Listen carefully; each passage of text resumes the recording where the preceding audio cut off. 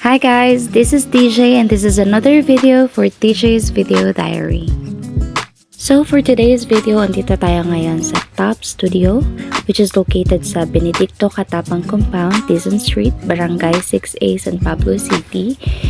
And this is actually for my birthday photo shoot.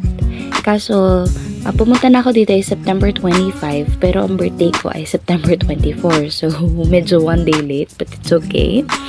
Pero bago ako pumunta dito, of course, make sure ko muna kung open sila, ganyan. Kung meron pa bang available slot. And nag-chat muna ako sa Facebook page nila. And I'll be tagging them dito sa video.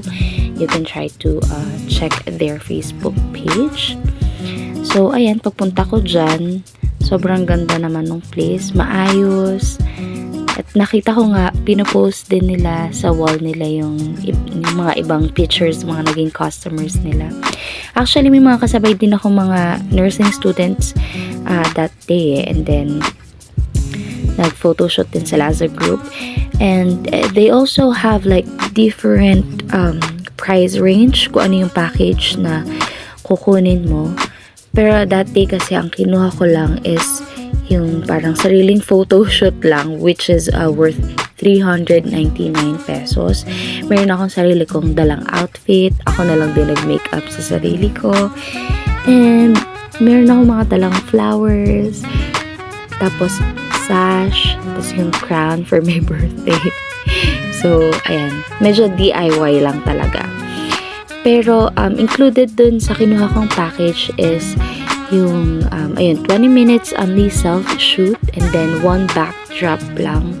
Tapos, 2 printed photos which is yung 4R size. And then, lahat ng soft copies ay isasend nila sa inyo through G Drive. So, kung 300 plus yan, ayan, lahat nandun yun. Wala silang babawasin dyan.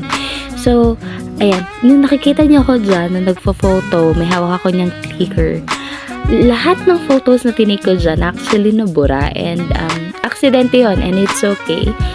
Pero, thank you so much sa Top Studio. Ang ginawa na lang nila is, pinag-take na lang nila ako ng another photos. Pero, tinuruan na ako ng posing, tapos may nakuha na rin ng picture ko.